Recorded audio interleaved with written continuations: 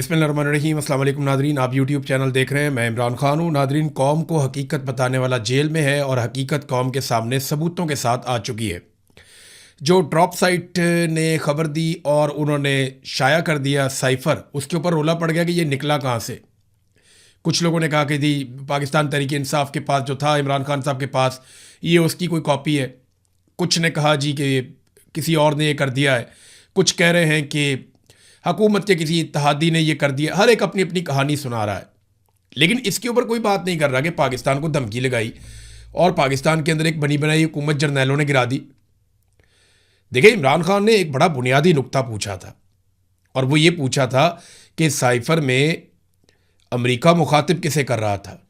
यानी अमेरिका ने यह कहा कि इमरान खान साहब की हुकूमत गिरनी चाहिए और अगर उनकी हुकूमत गिर जाती है तो सारा कुछ ठीक हो जाएगा, नहीं गिरती तो तुम्हारे लिए हालात सख्त हो जाएंगे। वो क्या कहा मैं ये आपको बताता हूं।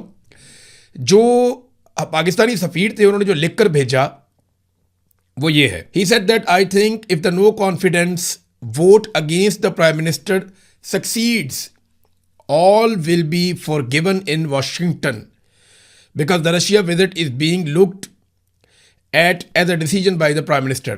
वो कह रहे जी कि अगर तो नो कॉन्फिडेंस मूव कामयाब हो जाती है, वोट इमरान खान के खिलाफ कामयाब हो जाता है, तो फिर वाशिंगटन में सारा कुछ आपको माफ़ कर दिया जाएगा, क्योंकि जो रूस का दौरा है इमरान खान साहब का, उसे यूं देखा जाता है कि जैसे वो इमरान खान का या प्राइम मिनिस्टर का फैसला था। Otherwise I think it will be tough going ahead. वरना मैं ये देखता हूँ कि आगे बहुत मुश्किलात आ रही हैं, आगे बढ़ना बहुत मुश्किल है आपके लिए। He paused and then said, वो थोड़ी देर रुका और दोबारा उसने कहा कि I can not tell how this will be seen by Europe but I suspect their reaction will be similar. वो कहते मैं नहीं कह सकता अभी कि यूरोप इसके बारे में क्या कहेगा, लेकिन मुझे लगता है कि उनका रद्देमल भी मुख्तलिफ नहीं होगा, ऐसा ही होगा। He then said that honestly I think isolation of the prime minister will become very strong from Europe and the United States। और उसने फिर ये कहा बाद में कि मैं ईमानदारी के साथ ये बताऊं कि वजीर आज़म बहुत ज़्यादा, यानी उनकी मुखालफत बढ़ जाएगी, उनकी आइसोलेशन, उनका अकेलापन बहुत ज़्यादा बढ़ जाएगा यूरोप में भी और अमेरिका में भी। फिर उसने बाद में ये भी कहा कि ये वज़ीर आज़म का डिसीजन था और हमें ये लगता है कि चाइना में जब वो उसमें ओलंपिक्स में गए थे तो वहाँ पे रूसी सदर से मिलना चाहते थे, बाद में उन्होंने फैसला किया कि रूस जाके मिल लेते हैं। तो ये कहानी भी, और ये कहानी किसने सुनाई? अमेरिकन को ये कौन बता रहा था कि इमरान खान अपनी मर्जी से रूस जाना चाहता है? हालांकि इमरान खान ने कहा कि जनरल बाजवा से और इनसे मुशावरत की थी।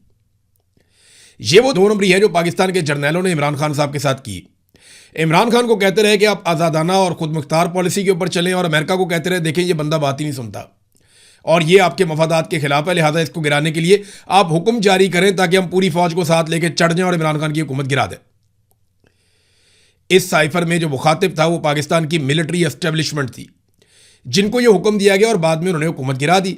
इसकी गवाही जो है वो आज शाहिद खाकान अब्बासी से आप पूछ लें, फजल रहमान से पूछ लें, मोहम्मद जुबैर से पूछ लें, मिफ्ता इस्माइल से पूछ लें। MKM के लोग भी दबे लफ्ज़ों में बताते हैं, PMLN के बहुत सारे लोग बताते हैं कि इमरान खान की हुकूमत जो है वो पाकिस्तान की मिलिट्री एस्टेब्लिशमेंट ने गिराई थी।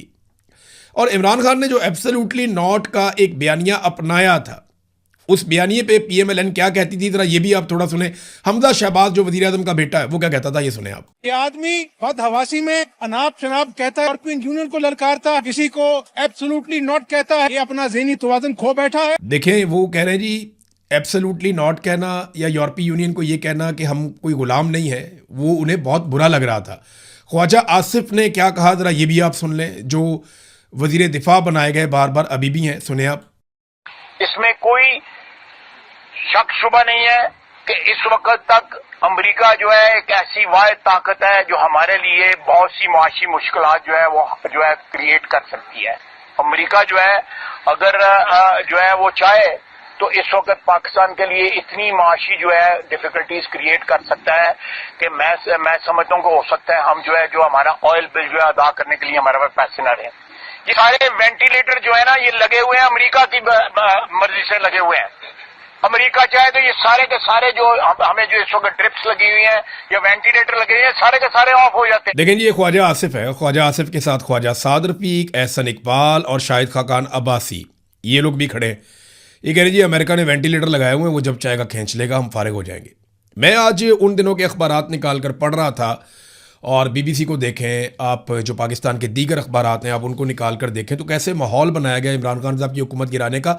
अदलिया इसके अंदर इस्तेमाल हुई, एस्टेब्लिशमेंट ने सबको इस्तेमाल किया, सियासतदानों को इस्तेमाल किया, अदलिया को इस्तेमाल किया, मीडिया को इस्तेमाल किया, सिक्योरिटी फोर्सेस को इस्तेमाल किया, इंतज़ामिया को और ब्यूरोक्रेसी को इस्तेमाल किया, और तमाम टूल्स इकट्ठे करके पाकिस्तान के जर्नैलों ने इमरान खान साहब की हुकूमत गिरा दी थी, और आज ये चीज़ साबित हो गई है। अच्छा, वो जो सोच कर गिरा रहे थे उसमें से कुछ भी नहीं हुआ। ना जनरल बाजवा को एक्सटेंशन मिली, नदीम अंजुम कहाँ गया, वो भी नौकरी से फारिग हो गया।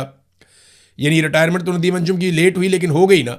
नदीम अंजुम भी गया, जनरल बाजवा भी गया, जनरल फैज़ जो है वो जेल के अंदर है, तो किसी को कुछ नहीं मिला। इमरान खान साहब जेल में है लेकिन पाकिस्तान के सबसे मकबूल लीडर हैं। आज का दिन बहुत इंपॉर्टेंट है। इससे पहले कि साइफर की कहानी में आगे आपको सुनाऊं जो नई डेवलपमेंट है, लेकिन उससे पहले मैं आपको बताता हूं कि इमरान खान साहब से आज मुलाकात का दिन है, मंगल का, और आज के दिन के लिए डेडलाइन दी थी सुहेल अफरीदी ने, और ये उनकी अपनी पर्सनल उन्होंने डेडलाइन दी हुई थी कि हम बड़ा सख्त मौक़िफ़ लेंगे अगर अगले हफ्ते मंगल वाले दिन इमरान खान साहब की उनकी फैमिली से मुलाकात ना करवाई गई या उन्हें अस्पताल मुंतकिल ना किया गया इलाज के लिए। इसी तरह एक डेडलाइन दी थी महमूद खान अचकज़ई ने, और उस डेडलाइन का दिन भी आज मंगल के दिन तक है। तो अब देखना यह है कि इन दो अहबाब ने जो डेडलाइन दी है, एक वज़ीर आला हैं खैबर पख्तूनख्वा के, उनके पास खैबर पख्तूनख्वा की हुकूमत और इख्तियारात हैं, और इमरान खान साहब ने स्ट्रीट मूवमेंट के हवाले से भी उन्हें कह रखा है, और दूसरा महमूद खान अचकज़ई जिन्हें इमरान खान साहब ने एक छोटी जमात होने के बावजूद, एक सीट होने के बावजूद अपोजिशन लीडर का ओहदा दिया ताकि वो खुलकर तहरीक चलाएं। तो देखना यह है कि ये दोनों लोग अब क्या करते हैं, क्या मौक़िफ़ अपनाते हैं और किस तरीके से अपना एहतजाज रिकॉर्ड करते हैं। बहरहाल जुमे के लिए उन्होंने अनाउंस किया अपोजिशन ने कि महंगाई के ख़िलाफ़ वो एहतजाज करने जा रहे हैं। तो महंगाई के ख़िलाफ़ बहुत लेट, बहुत देर से ये एहतजाज करने जा रहे हैं। इन्हें बहुत पहले अवाम के साथ खड़े होना चाहिए था, लेकिन चले देर आए दुरुस्त आए, देखते हैं कितना तगड़ा एहतजाज ये महंगाई के हवाले से कर सकते हैं। तो पाकिस्तानियों को सबको निकल के ना किसी पॉलिटिकल पार्टी की तरफ देखे बगैर इस अंधाधुंध किस्म की महंगाई के खिलाफ आवाज़ उठानी चाहिए। अब दोबारा इस महीने के बिल आना शुरू हो गए हैं, बिजली के बिलों की जो दुर्गत बनी है, और जिस किस्म के इनसेन किस्म के यानी पागलपन वाली हद के बिल जो आ रहे हैं लोगों को, वो पढ़ के बंदा सर पकड़ के बैठ जाता है कि ये किस नौयत के बिल हैं। 2 यूनिट इस्तेमाल किए हुए एक बंदे ने, उसको कोई 2999 रुपये का बिल आया हुआ है।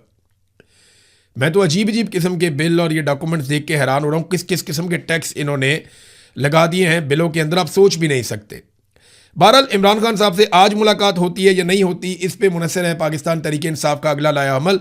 और आज वैसे भी ये फैसला किया गया था कि बड़ी तादाद में लोग आएंगे, ख़ास तौर पे पार्लियामेंटेरियंस। तो ये देखते हैं कि वो लोग आते हैं या नहीं आते, क्योंकि साइफर वाली कहानी ने हर चीज़ खोल कर रख दी है।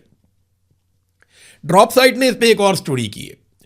उन्होंने ये दावा किया कि उन्हें ये जो खबर मिली है, ये जो साइफर वाली या जो साइफर का डॉक्यूमेंट उनके हाथ लगा है, ये प्राइम मिनिस्टर ऑफिस से नहीं उनके हाथ लगा।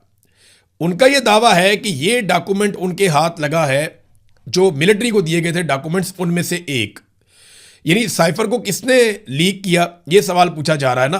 तो फौजियों में से किसी एक फौजी ने लीक किया, ये अब इसके अंदर बताया जा रहा है।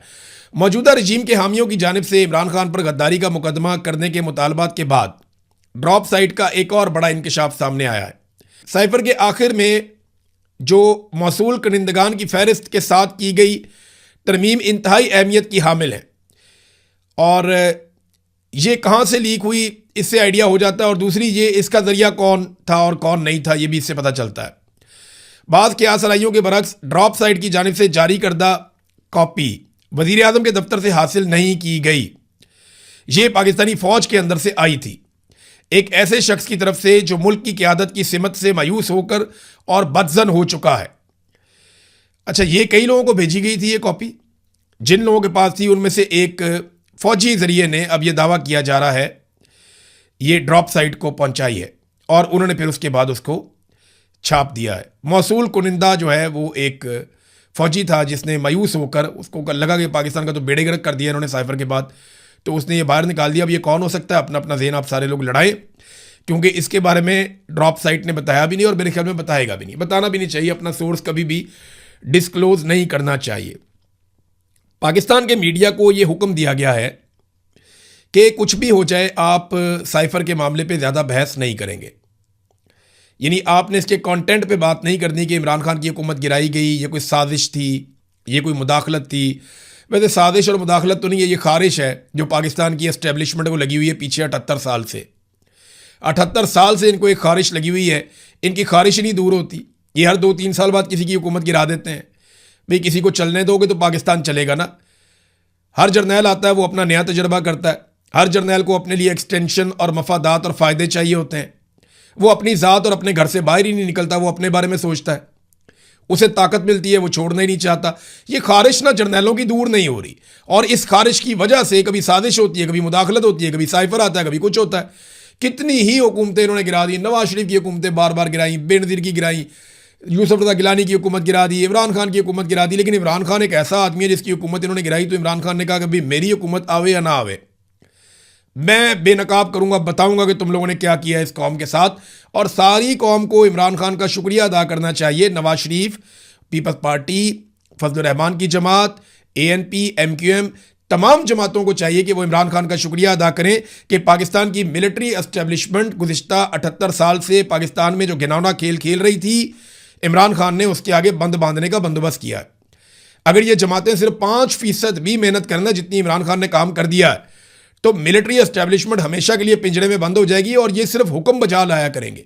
इनके कारोबार ठप हो जाएंगे और ये बैरकों में बैठेंगे और ये बिल्कुल वैसे काम करेंगे जैसे इंडिया की फ़ौज, ईरान की फ़ौज, अमेरिका की फ़ौज, बरतानिया की फ़ौज, बाकी तमाम बड़े जमहूरी ममालिक की फ़ौजें जिस तरह काम करती हैं, वैसे पाकिस्तान की मिलिट्री एस्टेब्लिशमेंट भी उसी तरह काम करेगी।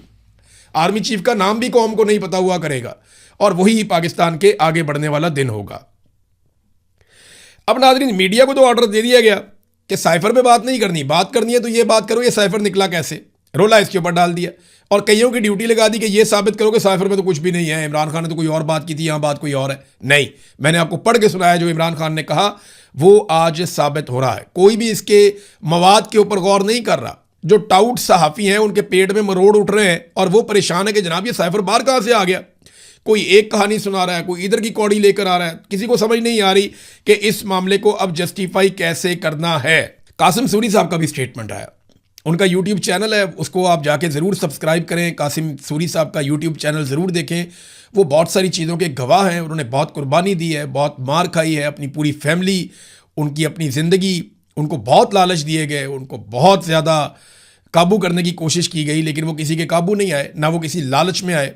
और उनका यूट्यूब चैनल वो चलाते हैं, उस पर बात करते हैं, खुद मेहनत भी करते हैं, अमेरिका के अंदर चिला वतनी की ज़िंदगी गुजार रहे हैं। पाकिस्तान की मिलिट्री एस्टेब्लिशमेंट उनकी जान की दुश्मन है। काजी फ़ायद ईसा कासिम सूरी साहब को ढूंढा करता था, अब काजी फ़ायद ईसा को लगता है कासिम सूरी साहब ढूंढेंगे कि जनाब बताओ ये साइफर आ गया, मैं जो कहता था वो ठीक था। अब उन जजों का भी एहतसाब होना चाहिए जिनको ये कहा गया कि जनाब ये धमकी है, ये तरीका वारदात है, अमेरिका के हुक्म के ऊपर सारा कुछ हो रहा है, ये सारा अमल मशकूक है, कासिम सूरी की रूलिंग ठीक है। लेकिन उन जजेस ने कहा नहीं, हमने हुकूमत गिराने का हिस्सा बनना है और सब ने मिलकर हुकूमत गिरा दी। एक और चीज़ आप गौर कीजिए, ये साइफर आया कब? ये साइफर आया 7 तारीख को और तहरीक अदम एतमाद कब पेश की गई? 8 तारीख को। साइफर 7 मार्च को आता है, तहरीक अदम एतमाद 8 मार्च को आती है। इसका मतलब पता है आपको? इसका सादा सादा मतलब यह है कि अमेरिकन को पहले से पता था कि तहरीक अदम एतमाद ज़रूर आएगी और वो आ रही है। देखिए, पाकिस्तान के अंदरूनी एक पॉलिटिकल मैटर के ऊपर अमेरिका को इतनी ज़बरदस्त इंफॉर्मेशन नहीं हो सकती कि वो एक दिन पहले आपके सफ़ीर को बुलाए और बुलाकर बैठ के उससे ये मुतालबा करे कि कल जो तहरीक अदम एतमाद आने वाली है उसकी कामयाबी से मशरूत है आपकी माफ़ी, कि हम आपको माफ़ कर देंगे। ये बड़ी घटिया ज़ुबान है कि हम आपको माफ़ कर देंगे। ऐसी ज़बान तो अभी वो बोले ना ईरान के ख़िलाफ़ तो ईरान गले पड़ता है, किसी और के ख़िलाफ़ बोले ना यूरोपीय मुल्क के ख़िलाफ़ वो गले पड़ते हैं। लेकिन पाकिस्तान के जर्नैल बज़िद हैं कि कोई बात नहीं, अमेरिका कहता है तो खैर है, कुछ नहीं होता, कोई बात ही नहीं है। तो 8 तारीख को तहरीक अदम एतमाद आती है, 7 तारीख को डोनाल्ड लू पाकिस्तानी सफ़ीर से मुतालबा उसी तहरीक अदम एतमाद के हवाले से पहले ही कर देता है। और बाद में जब इमरान खान साहब ने पोल खोला तो अमरीकी वजारत ख़ारजा की तर्जुमान ने इसकी तरदीद कर दी थी और ये कहा था कि इमरान खान साहब के इल्ज़ामात गलत हैं। आज वो भी गलत साबित हो गए। एक और नाज़रीन ड्रॉप साइट ने न्यूज़ दी है और ये पुरानी बात है, क्योंकि सऊदी अरब चाहता था इमरान खान साहब के दौर में भी एक दिफाई मुआहदा करना। इमरान खान साहब उस सिलसिले में आगे नहीं बढ़ रहे थे और इमरान खान साहब का ये मानना था कि जो भी फैसला होगा वो कैबिनेट मिलकर करेगी, जो भी फैसला होगा वो सारे सियासतदान या पार्लियामेंट डिस्कशन के बाद करेगी, क्योंकि पाकिस्तान की फ़ौज पाकिस्तानी अवाम की मलकियत है, अवाम मालिक है पाकिस्तान की फ़ौज के। तो अवाम फैसला करेगी, अवामी मुंतखब नुमाइंदे ये फैसला करेंगे कि जनाब फ़ौज जानी है या नहीं जानी सऊदी अरब में और दिफाई मुआहदा करना है या नहीं करना। इमरान खान की बड़ी जमहूरी किस्म की सोच थी। फिर सऊदी अरब भी इमरान खान साहब से नाराज़ था इसी वजह से।